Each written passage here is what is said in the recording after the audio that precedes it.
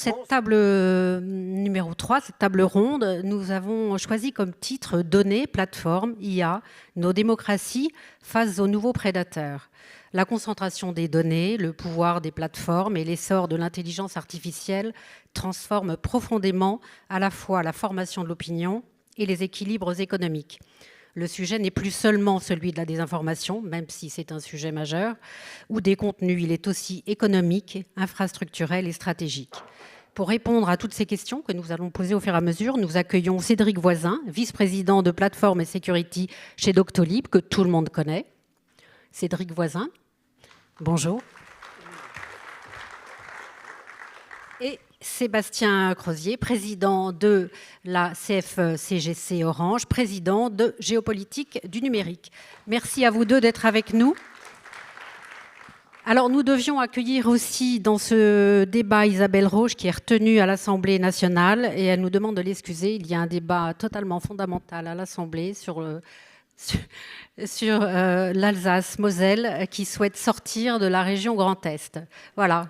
Et c'est Valérie Trierweiler, origine mosellane, qui vous le dit. Je ne suis pas concernée par ce débat. Alors, pour se faire pardonner, elle nous a quand même envoyé une petite vidéo que nous allons regarder à l'instant. Toutes et à tous. Désolée de ne pas être avec vous cet après-midi, mais je suis à cet instant dans l'hémicycle. Ce sont les aléas de l'agenda parlementaire. Donc, concernant l'IA et ses risques, nous avons effectivement différentes dépendances structurelles. Alors, vous l'avez vu cet après-midi, que ce soit les serveurs, que ce soit les câbles qui passent en souterrain, mais nous avons aussi d'autres dépendances, celles qui nous lient bien entendu aux firmes étrangères, avec des grands modèles de langage entraînés sur des grandes bases de données qui souvent peuvent dépendre d'intérêts commerciaux que nous ne maîtrisons pas. Mais il y a aussi pour moi des dépendances et en tout cas des risques vraiment beaucoup plus forts. C'est qu'est-ce que nous sommes en capacité de faire, qu'est-ce que nous allons finalement confier à ces IA génératives ou à ces IA de façon générale, et qui fait que nous perdrions finalement tout esprit critique. Le risque souverain le plus grand finalement que nous pourrions avoir, c'est quelle est la place que nous voulons donner en complément ou en substitution de l'activité humaine. Et dit autrement, une IA non encadrée et dérégulée peut placer demain nos capacités de décision, d'orientation sur nos vies ou nos économies dans des souverainetés floues ou franchement hostiles. Et ça, pour moi, c'est vraiment un risque majeur sur lequel nous devons travailler. Les solutions, elles sont de différentes natures et sur différents champs. Déjà, conscientiser des événements comme aujourd'hui y participent. Il faut vraiment prendre conscience de ce qu'il y a, de ce que ça peut nous apporter, mais de nos fragilités et des risques que cela peut entraîner. Réguler, il est vraiment très important, on l'a vu, que ce soit les différentes régulations européennes, nous avons besoin d'aller plus loin et surtout de les faire appliquer. Nous avons besoin d'investir dans des solutions souveraines, françaises ou européennes, pour qu'effectivement toutes les fragilités qui ont été évoquées puissent être dépassées. Et ça, c'est vraiment extrêmement important. Donc, cela interroge notre capacité à lever des financements. Les financements d'État sont déjà là, mais comment on va lever des financements privés pour qu'on puisse arriver à faire en sorte que nos entreprises, où on a une recherche et développement qui est très très bonne, puissent être sur de l'industrialisation encore beaucoup plus forte. Et puis former, parce qu'effectivement, nous avons besoin, tout un chacun, que ce soit des étudiants, les lycéens, les collégiens, mais aussi les salariés dans les entreprises, d'être formés à ce qu'il y a, à ce que ça peut nous apporter et quelles sont les dépendances que nous voulons bien accepter et celles qui nous semblent insupportables. Voilà, merci à elle. Je ne vous ai pas précisé, donc elle est députée de la Moselle et donc forcément très attachée à ce débat aujourd'hui. Je vais d'abord m'adresser à vous, Sébastien Crozier. Il y a justement, nous parlions de l'Assemblée, une commission d'enquête sur les dépendances structurelles et les vulnérabilités systémiques dans le secteur du numérique et les risques pour l'indépendance de la France est donc en cours. Selon vous, où se situent les dépendances les plus critiques ? Je pense qu'on a eu la chance d'avoir deux débats extrêmement riches précédemment qui nous ont montré à la fois la problématique des infrastructures, la problématique des outils. Et donc, évidemment, peut-être que la troisième table ronde, et c'était un peu l'idée, doit s'intéresser aux plateformes, c'est-à-dire aux deux types de plateformes qui, finalement, rythment notre vie numérique. D'une part, les plateformes économiques ou les plateformes d'intermédiation qui mettent des acteurs ou des agents sociaux les uns en relation avec les autres. Et je pense que Doctolib en est un bon exemple. Et ça, évidemment, le caractère vital pour l'économie est important. On pourrait parler d'autres types de plateformes, hein. Les plateformes, par exemple, dans le domaine du paiement, il n'y a que 9 pays en Europe sur 27 qui ont une autonomie de leur plateforme de paiement.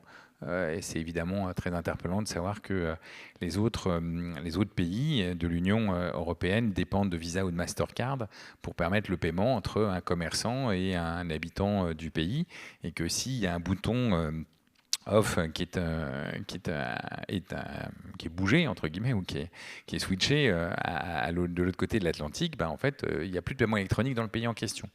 Donc en fait je pense que ces plateformes là, et on pourrait parler la même chose des flux économiques qui sont engendrés par Booking.com, par etc. Et donc toutes ces plateformes qui agissent économiquement ou qui agissent socialement sur un pays sont évidemment vitales pour l'autonomie, ce qu'on appelle maintenant l'autonomie stratégique. Le mot souveraineté est un peu fort parce qu'il renvoie à une logique d'autarcie dont il est un peu illusoire d'imaginer qu'on puisse y revenir. Et donc, on a cette dimension-là qui est importante.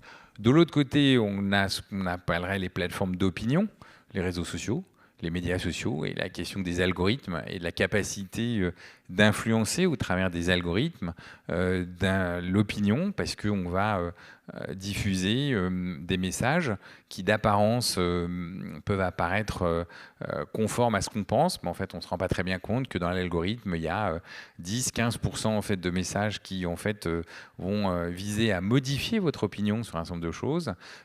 Et là évidemment la question de l'ingérence et de l'influence étrangère peut se poser. On a vu les débats qu'on a aux États-Unis sur TikTok. L'algorithme peut-il être contrôlé à l'extérieur? On peut se poser la question sur toutes les élections politiques qui se déroulent. On peut se poser la question de savoir si l'opinion n'est pas en partie forgée par ces fameux algorithmes qui font défiler des Insta, des Real, tout ce qu'on peut imaginer, des threads, et qui finalement vont faire qu'une puissance étrangère, qu'une plateforme parfois même pas forcément étrangère, une plateforme tout court, une plateforme idéologisée, tente d'influer sur une élection quelconque. Donc, voilà, je crois que nos deux dépendances, en tous les cas, sur cette troisième table ronde, le projecteur qu'on a voulu mettre, c'est de dire, voilà, attention, il y a des plateformes qui ont une influence sur notre vie économique, il y a des plateformes qui ont une influence sur notre pensée et sur notre façon de penser culturellement. Évidemment, je ne rentrerai pas dans la question de l'IA parce qu'elle a été évoquée, mais l'IA fait partie de ces sujets-là. L'IA répond d'une façon très biaisée de par la base documentaire qu'elle a, qui est une base documentaire plutôt anglo-saxonne, avec une pensée plutôt anglo-saxonne. Et donc, évidemment, on a une dépendance vis-à-vis de ces plateformes. Alors Cédric Voisin, là on est dans toute autre chose parce qu'avec Doctolib on est dans une plateforme d'utilité sociale et même d'utilité publique. C'est même une des grandes fiertés françaises. Mais quelle garantie vous pouvez donner aujourd'hui aux utilisateurs de Doctolib? Et je pense que si on demandait aux gens dans la salle de lever la main qui prenaient ses rendez-vous sur Doctolib, je pense que ce serait en grande majorité. On peut essayer. On peut essayer. Alors qui prend ses rendez-vous sur Doctolib? Bon, voilà. Oui, c'est pas mal. On pourrait faire l'inverse, qui ne prend pas ses rendez-vous sur Doctolib. Ça pourrait marcher aussi. Et là, vous garantissez que vous n'influencez pas l'utilisateur de choisir tel ou tel médecin. Ah non, le choix du médecin. Pas d'algorithme. Le choix du médecin est parfaitement libre. Après, vous avez un algorithme qui vous permet de trouver un praticien qui va être le plus proche de la zone géographique dans laquelle vous vous trouvez, mais c'est pas nous qui allons vous conseiller un docteur plutôt qu'un autre ou un spécialiste plutôt qu'un autre. C'est absolument pas notre travail. On est juste là pour faire de la mise en relation patient-praticien. Et puis, un des objectifs principaux quand on a fondé Doctolib, c'était vraiment d'améliorer l'accès aux soins, donc vraiment pour les patients, et de rendre le travail des praticiens plus facile. On en parlait tout à l'heure avant de venir sur scène. Le quotidien d'un praticien, pour ceux qui ne le savent pas, globalement, c'est 15 minutes par patient sur des journées qui font un minimum 10 heures à peu près. Et ils enchaînent un nombre de patients assez conséquent. Donc toute la charge administrative qu'on peut leur enlever, c'est du temps qu'ils rendent à leurs patients. Donc l'objectif de Doctolib, c'est ça. Après, quand il s'agit des garanties, je vais essayer d'être un peu moins noir que toutes les tables rondes que j'ai pu entendre aujourd'hui. Pour essayer de rassurer les gens. L'amiral a un peu touché ça tout à l'heure en disant qu'il y a, même si on a une dépendance à de la technologie, ce qui est vrai aujourd'hui, hein, je pourrais poser une autre question. Qui n'a jamais utilisé ChatGPT pour savoir s'il avait un rhume ou une grippe? Voilà, il y a déjà beaucoup moins de mains qui se lèvent. Et l'enjeu, c'est vraiment, même si on a cette dépendance technologique, c'est d'en faire une bonne utilisation. Et encore une fois, je ne vais pas citer l'amiral parce que je n'ai pas pris de notes suffisamment précises pour ça, mais on a une capacité en France, parce qu'il nous reste quand même quelques champions technologiques, notamment Thales, qui est un acteur principal dans la défense, qui nous permettent de réduire le risque lié à l'utilisation d'une technologie qui ne serait pas considérée comme souveraine aujourd'hui. Je ne vais pas rentrer dans le détail de la définition de la souveraineté, parce qu'on pourrait y passer très longtemps. Mais globalement, nous, les garanties qu'on va apporter, c'est, certes, on utilise des technologies qui sont à la pointe aujourd'hui de ce qui se fait, et il y en a, parmi elles, il y a des technologies américaines, on ne s'en cache pas, on est très transparent là-dessus. Donc notre premier devoir, c'est ça, c'est d'être transparent vis-à-vis de nos utilisateurs sur comment on a construit, qu'est-ce qu'on vous donne comme garantie sur la sécurité, qu'est-ce qu'on vous donne comme garantie du respect de votre vie personnelle, parce que c'est très important dans le domaine de la santé. Les données de santé. Exactement, les données de santé, au sens RGPD du terme, elles sont considérées comme des données sensibles, et donc elles ne doivent pas être traitées comme des données que vous pourriez saisir pour une plateforme de, je sais pas, faire votre drive par exemple sur un supermarché. Donc on a des obligations réglementaires à respecter. On a sciemment voulu renforcer ce message-là en passant proactivement des certifications donc, dans les pays dans lesquels on opère. Donc, pour ceux qui ne le savent pas, Doctolib, c'est effectivement une société de droit français basée à Levallois-Perret, créée en 2013. On a 3000 collaborateurs aujourd'hui. On est basé dans 4 pays, donc France, Allemagne, Italie, Hollande. On sert 100 millions de patients par jour et on a à peu près 520 000 praticiens qui sont clients de nos services. Alors justement, ce qu'on vous a reproché, c'est l'hégémonie. Parce qu'on l'a vu dans la salle, aujourd'hui, il n'est plus possible en fait, de prendre un rendez-vous chez un praticien sans Doctolib. Alors l'hégémonie, c'est une question qui est assez drôle à traiter. Vous ne pouvez pas reprocher à une plateforme d'avoir eu... Je ne reproche pas, je constate. Non, mais globalement, on ne peut pas reprocher à une plateforme, quelle qu'elle soit, d'avoir eu une idée que les autres n'avaient pas eue, à savoir de faciliter l'accès à un service X. C'est exactement ce qu'a fait Doctolib. Donc, peut-être que vous avez raison sur la prise de rendez-vous. En revanche, ce que vous ne savez pas, c'est que le marché de la santé, la prise de rendez-vous, c'est peut-être 5% du volume d'affaires dans le monde de la santé. Ce qui génère le plus de revenus aujourd'hui, c'est tous les logiciels qui vont équiper les praticiens. Donc ce qu'il y a de l'autre côté du miroir, ce que vous voyez jamais. Moi, avant de travailler chez Doctolib, je pense comme vous, j'utilisais Doctolib juste pour prendre rendez-vous et trouver le praticien qui me convenait. Il y a des sociétés françaises qui existent depuis plus de 20 ans, qui ont plus de 60% de part de marché d'équipement des praticiens. Par contre, ceux-là, on n'en parle pas. Effectivement, nous, on est très visible sur la prise de rendez-vous, mais on n'a pas forcé les praticiens à nous utiliser. Ils ont juste, je pense, estimé que la solution était meilleure que la concurrence, et ils sont restés chez nous, on est très contents.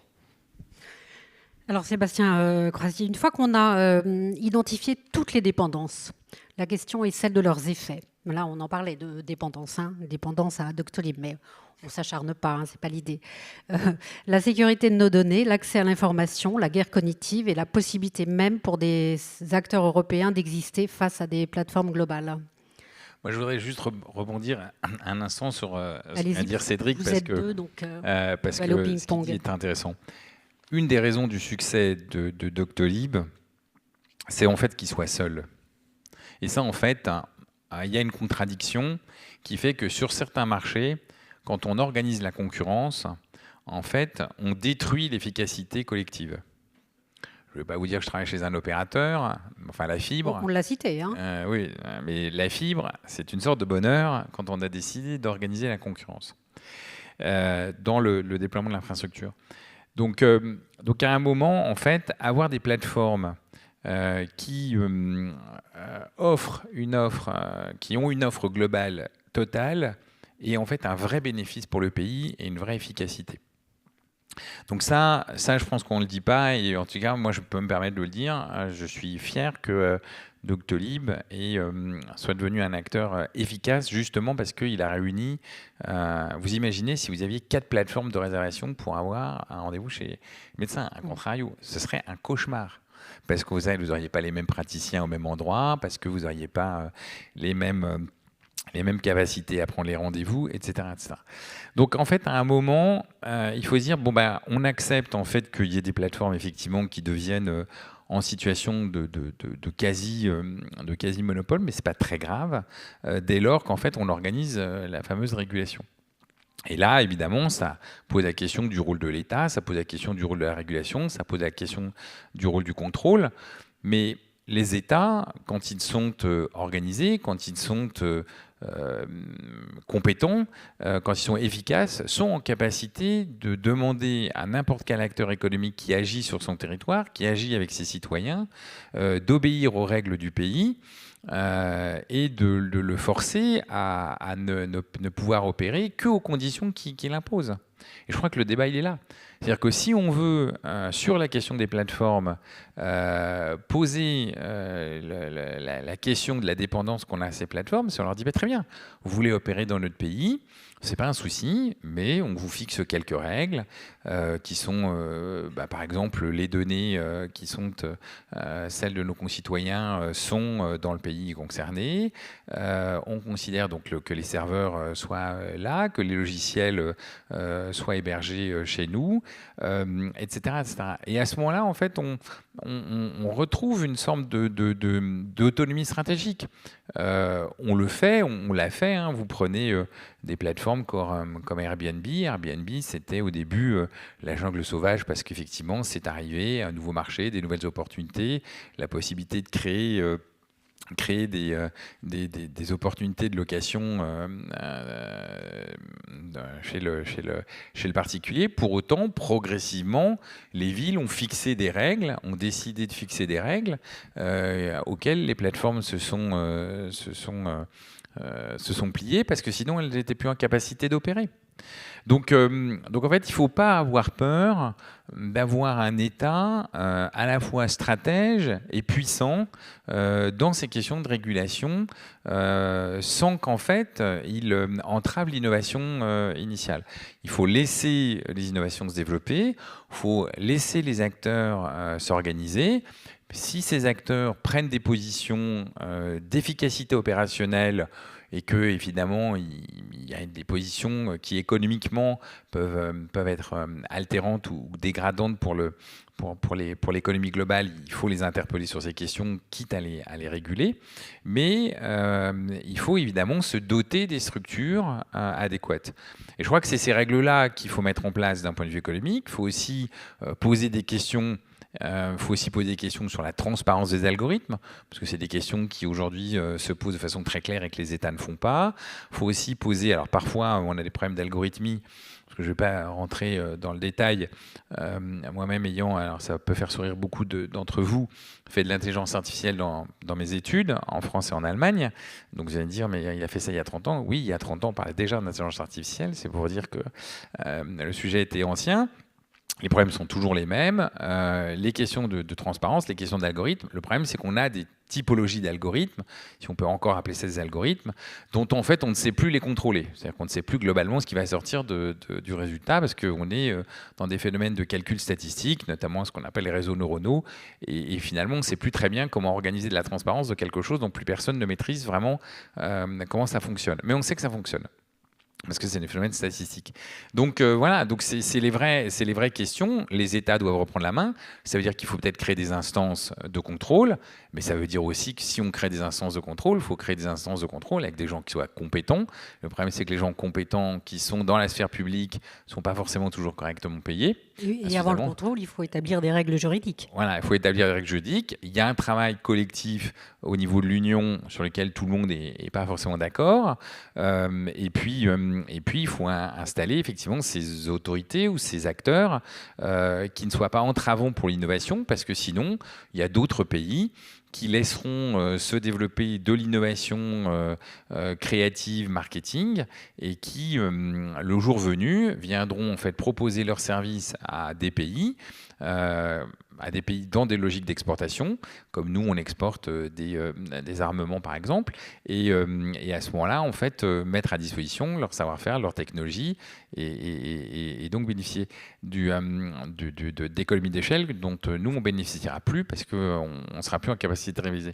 Donc voilà, donc c'est ces sujets-là qu'il faut aborder sur la question des plateformes, et puis après la question de la régulation des plateformes d'influence, c'est-à-dire les médias, les réseaux sociaux, qui sont des plateformes d'influence. Je pense qu'on a un très grand déficit. Moi, j'aime beaucoup l'Arcom.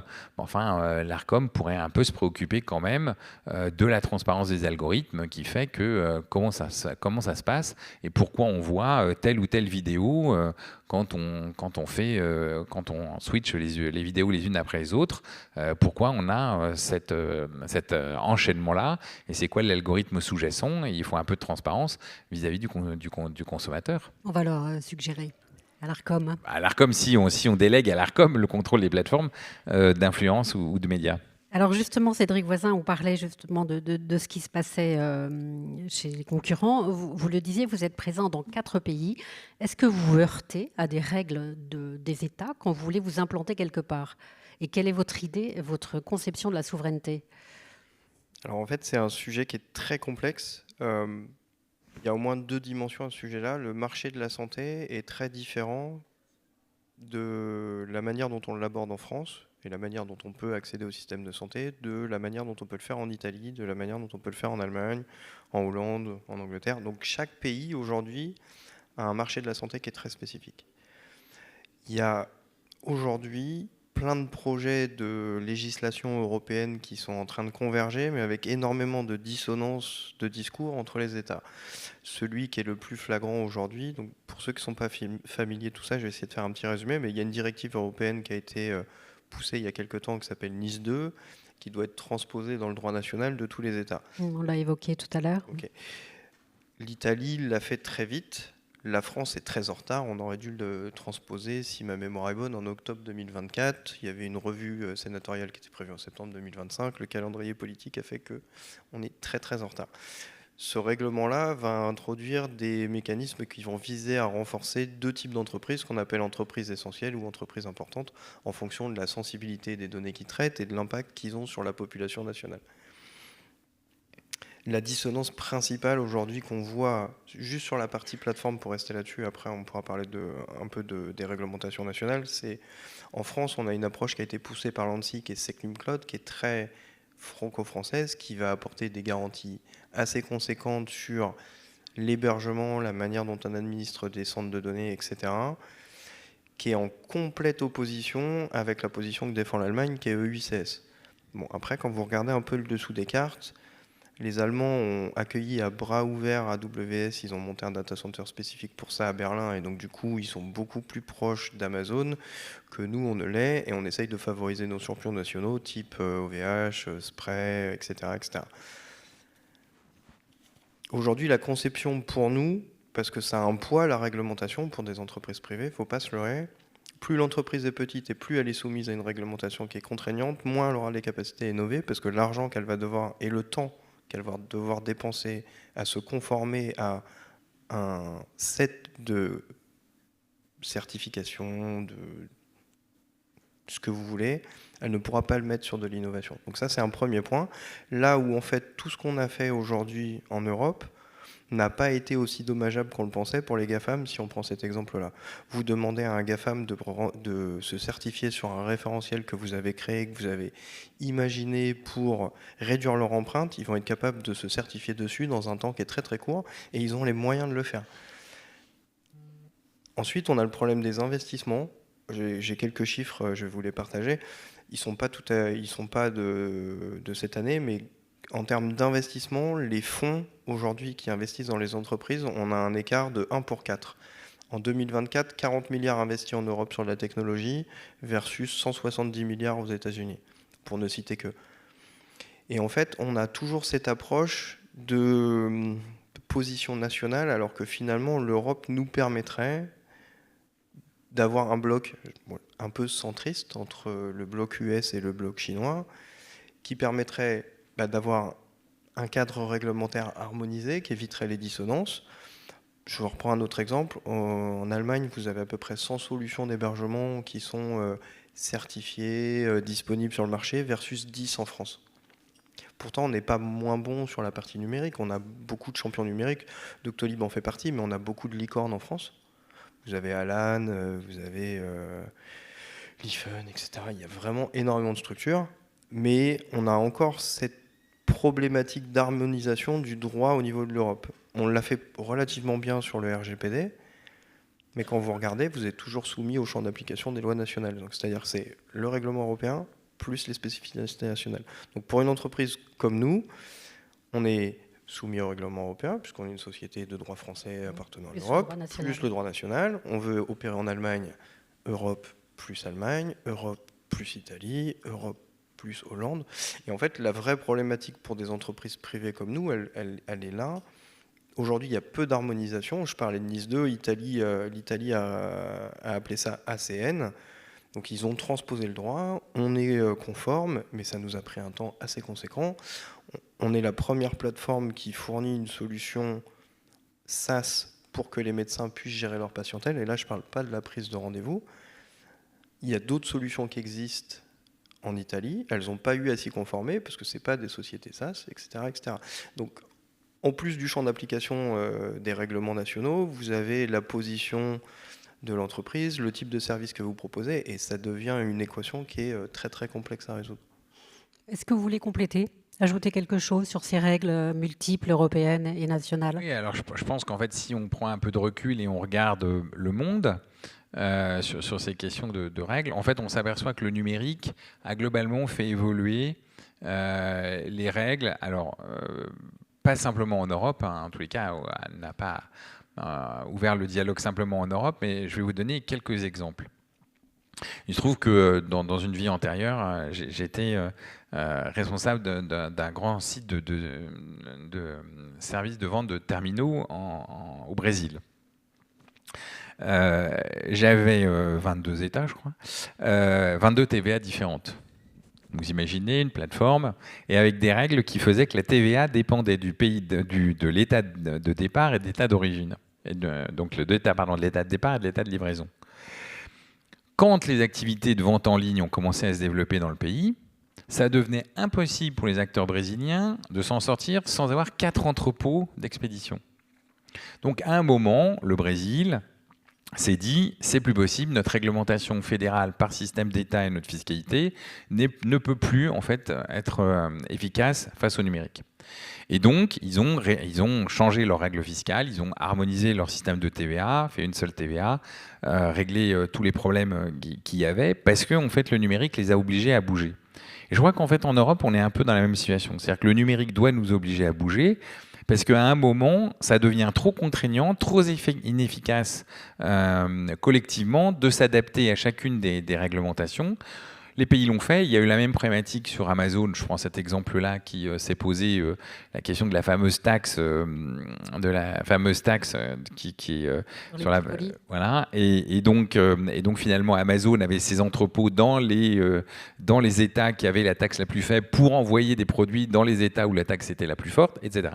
Donc en fait, le numérique nous oblige à repenser notre rapport au monde et au collectif. Et donc effectivement, il ne faut pas que ça devienne des contraintes pour construire des géants. qui soient en capacité de nous offrir finalement une forme de protection, à la fois des emplois, à la fois la capacité de cette autonomie stratégique qu'on recherche face à des géants qui se sont unifiés d'une façon suffisamment importante pour bénéficier d'un marché qui leur permet d'innover et d'amortir sur une grande population dans un délai extrêmement rapide. Il nous reste un petit quart d'heure avant d'accueillir Benjamin Haddad, le ministre des Affaires européennes, le ministre délégué. Donc les dernières questions, ce n'est pas moi qui vais les poser. Est-ce qu'il y en a dans la salle? Vous savez qu'on on vous voit pas d'ici, c'est terrible. Est-ce qu'il y a des questions? Oui, monsieur.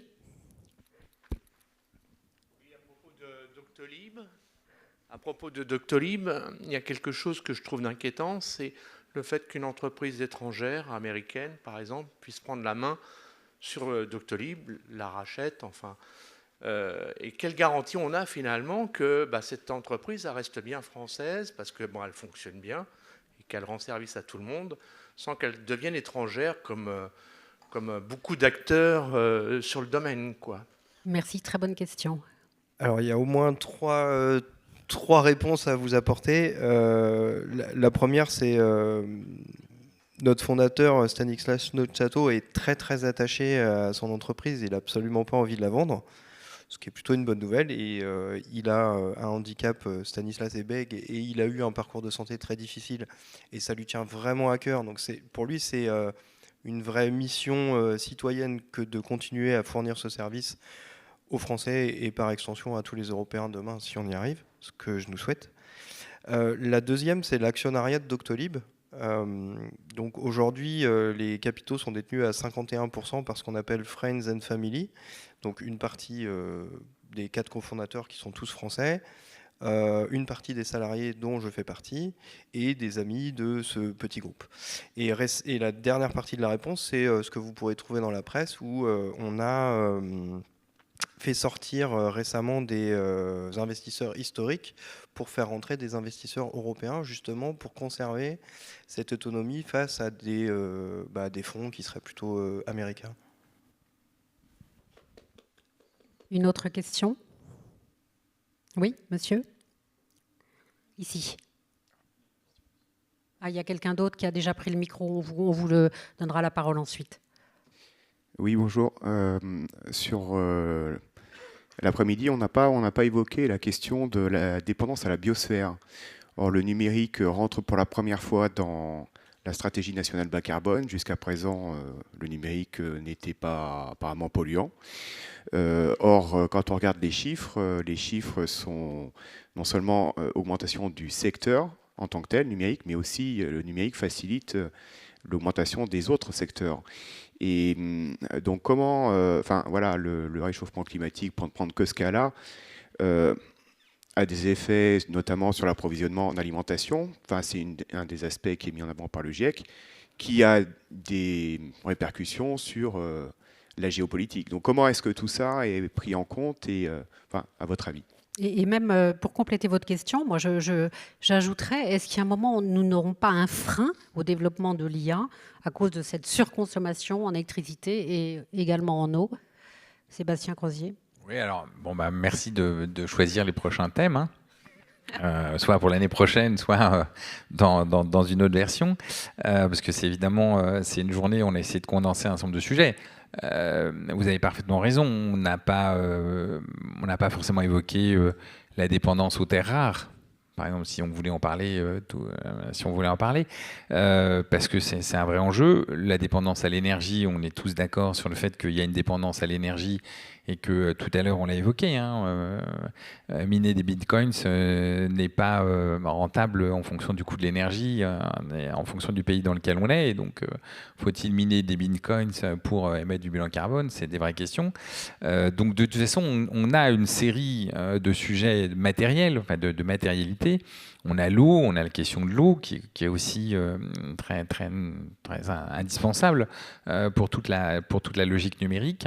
Donc voilà, donc on a les terres rares, on a l'énergie, on a l'eau, on a sans doute d'autres facteurs, on a des facteurs d'accélération, mais le numérique, ça fait 100 ans que ça existe, depuis, on va dire, Turing, pour ceux qui connaissent ça. Donc c'est notre évolution naturelle. Et c'est des questions qu'on aura à se poser, qui renvoient de toute façon à la finitude de la planète. Et donc le numérique n'est qu'un des éléments, une des composantes qui intervient dans ce bilan global sur lequel on sera tous obligés de tirer des conclusions et de savoir quand est-ce que le numérique est profitable au collectif et quand est-ce qu'il est au contraire destructeur.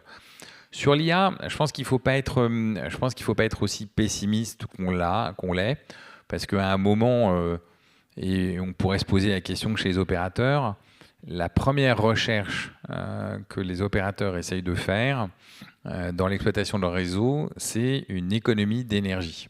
C'est leur première préoccupation, parce que c'est le coût le plus important d'exploitation. Donc, toutes les technos 2G, 3G, 4G, 5G qui sont arrivées sont moins gourmandes que les précédentes. Alors évidemment, vous allez me dire, on consomme plus, certes, mais au mégaoctet, au gigaoctet transmis, c'est de moins en moins gourmand. Donc c'est quand même des réflexions où en fait tous les acteurs sur la question d'énergie sont évidemment sensibles. Mais c'est vrai que ça fait partie des sujets sur lesquels on a failli faire une 4e table ronde et finir à 23h pour se dire oui, on aurait pu évoquer tous ces éléments sur la biosphère, des métaux rares dont on a besoin indispensablement dans l'économie numérique, de l'eau, de l'énergie. Oui, c'est un vrai sujet que tout le monde doit traiter et doit aborder en conscience et en responsabilité. Alors, on avait une question par ici. Monsieur, voilà, si vous voulez bien vous signaler. Merci. Je crois que tout le monde est d'accord pour dire que Doctolib est un grand succès. Il y a un autre, à mon avis, grand succès dans la santé, qui est Mon Espace Santé, qui a pris un angle assez différent, mais qui fait que la France a aujourd'hui véritablement une avance sur le reste des pays européens. Je voudrais avoir la réflexion des deux panélistes sur ce rapport entre Mon Espace Santé et Doctolib pour aborder deux facettes de la même chose. Alors, je ne sais pas si c'est tout à fait la même chose. En revanche, c'est assez complémentaire. On est, nous, très en contact avec le gouvernement sur ces sujets-là, vous en doutez bien. Et l'objectif, quand le projet de Mon Espace Santé, enfin la digitalisation de l'accès aux documents de santé est arrivé, c'était d'avoir une interopérabilité. Et l'objectif pour nous, Doctolib, c'est vraiment de ne pas être une plateforme fermée, parce que ça n'aurait pas de sens. L'État propose des services que nous, on n'a pas envie de proposer ou qui n'ont pas d'intérêt pour nous. Et donc, on a une interopérabilité avec Mon Espace Santé, comme on a de l'interopérabilité avec les formalismes d'échange d'informations qui existent depuis des dizaines d'années dans les hôpitaux. Et donc, le but, vraiment, c'est pas de créer une plateforme fermée qui va obliger les utilisateurs à se détourner d'une solution qu'ils apprécient, mais plutôt de rendre tout cet écosystème interopérable. Et le gros enjeu, c'est ça. L'écosystème de santé, d'un point de vue numérique, il est vieillissant, c'est-à-dire que les derniers investissements massifs remontent à plus de 20 ans. Si vous avez l'occasion de regarder un peu comment ça équipé vos praticiens ou au détour d'un rendez-vous, de regarder dans un hôpital comment ça se passe, c'est assez criant la fracture numérique que vous avez au quotidien versus les outils que ces personnels soignants utilisent. Et donc en fait, il y a tout un énorme chantier de rénovation numérique de l'accès aux soins, du mécanisme hospitalier, des cabinets qui est en train de s'opérer. On y participe, nous, dans une petite mesure, mais on essaye d'être vraiment très interopérable, parce que sinon, ça n'a aucun intérêt. Ça serait contradictoire avec la mission première de Doctolib, qui est de faciliter cet accès-là. Donc, faire de la rétention d'informations, parce que c'est presque ça le fond de votre question, j'imagine, ça serait complètement destructeur, et c'est absolument pas ce qu'on veut faire. Oui, je pense que vous posez une question qui renvoie à une question très sociétale, c'est-à-dire... Mon Espace Santé, c'est un nombre d'informations qui est exceptionnellement élevé. La France est, je crois, le pays après la Chine mais c'est uniquement, la France n'est battue par la Chine que parce que la Chine est un pays qui compte 1,4 milliard d'habitants, qui possède le plus de données de santé, et de façon structurée, c'est la France. La question, c'est est-ce qu'on organise une réglementation qui permet de protéger les individus et donc finalement d'empêcher des travaux de recherche, d'analyse statistique, de corrélation et éventuellement de causalité sur ces données, pour en fait détecter des facteurs d'apparition de maladies, des facteurs d'exposition à des risques particuliers. Ou est-ce qu'on préfère, et donc on va gérer l'intérêt général, ou est-ce qu'au contraire on va surprotéger chacun des individus en lui disant c'est tes données de santé, on n'y touche pas. Je vais juste vous donner un exemple très simple qui va vous faire comprendre le sujet. Aujourd'hui, on sait qu'une très grande partie des maladies que vous allez avoir dans votre vie viennent du fait que vos parents les ont eues. C'est un truc terrible, mais c'est à peu près une réalité à peu près aujourd'hui avérée. Ça s'appelle l'hérédité. Voilà. Bon, vous avez résumé ça beaucoup plus efficacement. Et donc, en fait, cette question-là, elle n'est jamais posée. C'est-à-dire qu'aujourd'hui, dans nos parcours santé, on a un tel tabou sur l'idée de cette relation-là qu'on ne l'a même pas conceptualisée, on ne l'a même pas identifiée, on n'a même pas fait des recherches généalogiques, on n'a même pas fait tout ce qui pourrait être organisé en termes de prévention, de causalité, d'analyse, de traitement, de résultats des traitements, etc., etc. Et donc, la question qu'on pose, c'est est-ce que en fait, on va gérer le bien commun, l'intérêt général, ou est-ce qu'au contraire, on va protéger les individus? Alors là, dans le domaine de la santé, ça renvoie à des choses qui sont de l'ordre du personnel, de l'intime, qui sont extrêmement forts et qui renvoient à d'autres sujets. Mais c'est une vraie préoccupation parce que c'est sans doute le sujet le plus sensible et on peut trouver dommage que certains veuillent réguler avant qu'en fait on puisse innover. Alors que d'autres pays vont avoir moins de régulation et vont se permettre d'innover. Et ils vont innover et donc ils vont nous imposer, entre guillemets, leur modèle ou leur découverte économiquement parce qu'ils auront pu les trouver. Sur ce sujet, on est quand même assez en avance, hein, si tu me permets, pour compléter un peu. On est peut-être en avance sur le sujet, mais on n'est plus en avance sur le temps de parole. Je termine juste ça. On a la chance de la CNIL qui a créé un référentiel qui s'appelle l'entrepôt de données de santé, qui permet d'avoir des garanties suffisamment efficaces pour pouvoir traiter de la donnée et justement faire ce que tu disais, faire de l'analyse statistique. La médecine, c'est une science qui est très vieille, on a une profondeur de données qui est assez gigantesque. Je vous invite à aller regarder. On a créé un partenariat avec l'INRIA, qui est un institut national, et le CHU de Nantes, justement pour construire une intelligence artificielle qui va bénéficier de tout ça, pour le bien commun, encore une fois. Donc on est quand même pas si mal que ça en France aujourd'hui, de ce point de vue-là. Merci à vous deux. Merci Cédric Voisin. Merci. Merci Sébastien Croisier.